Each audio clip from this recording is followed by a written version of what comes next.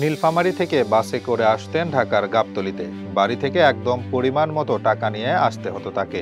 তাই তো গাবতলী থেকে মিরপুর আসতে বাস ভাড়া নিয়ে প্রায়শই হিমশিম খেতে হতো। কখনো কষ্ট করে আসতেন স্টেডিয়ামে, ঠিক এভাবেই স্বপ্নের বোঝা মাথায় নিয়ে বয়ভিত্তিক দলে খেলতে আসতেন রিশাদ হোসেন। ক্রিকেট খেলার সরঞ্জাম খুবই ব্যয়বহুল, তাই টাকার অভাবে কখনো কখনো মামার জুতা পরে প্র্যাকটিস করতে হতো তাকে। কষ্টের বিশাল ধাপ পাড়ি দিয়ে তিনি আজ বিশ্ব মঞ্চে বাংলার পতাকা উড়াচ্ছেন গর্বের সঙ্গে।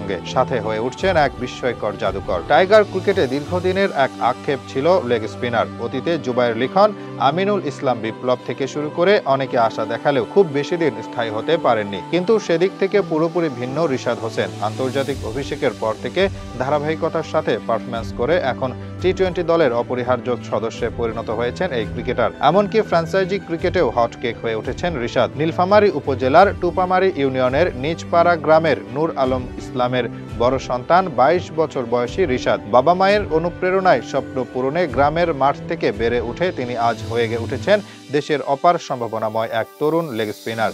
ছোটবেলা থেকে ক্রিকেটের প্রতি গভীর আগ্রহ রিশাদের। আর ক্রিকেটার হিসেবে পথ চলা শুরুটা হয় জেলার সমীরউদ্দিন স্কুলের অভ্যন্তরীণ ক্রিকেট টুর্নামেন্ট থেকে। টানা 3 টুর্নামেন্টে সেরা খেলোয়াড় হয়ে সবাইকে তাক লাগিয়ে দিয়েছিলেন রিশাদ। সেই থেকেই ক্রিকেটার হওয়ার প্রবল প্রতিজ্ঞা করে ফেলেন তিনি।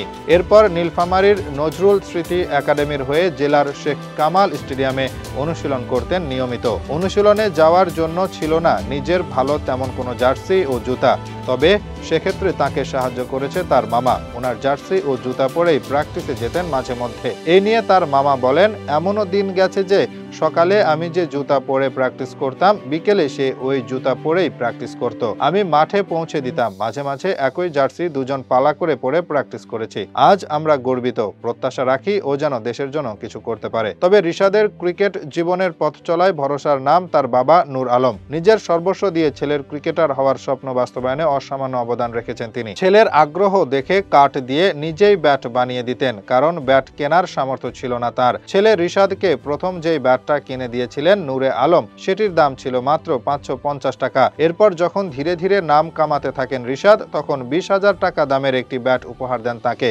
সব মিলিয়ে রিশাদের এই জায়গায় পৌঁছানোর পেছনে রয়েছে কঠোর পরিশ্রম ও বাবা মায়ের সমর্থন। ঠিক এমন প্রতিকূলতা জয় করে অজপাড়াগা থেকে আজ বাংলাদেশ ছাপিয়ে পিএসএলেও সেরা বোলারদের কাতারে নাম উঠেছে এই লেগ স্পিনারের। এছাড়া দেশের জার্সিতেও রিশাদ এখন বেশ ধারাবাহিক। গেল টি-20 বিশ্বকাপে ছিলেন সেরা 5 উইকেট সংগ্রাহকের তালিকায়। তাছাড়া পুরো আসরে অসাধারণ বোলিং নৈপুণ্য দেখিয়ে নজর কেড়েছেন সবার। আশা করা যায় সময়ের সাথে আরো বেশি পরিণত হয়ে উঠবেন তিনি।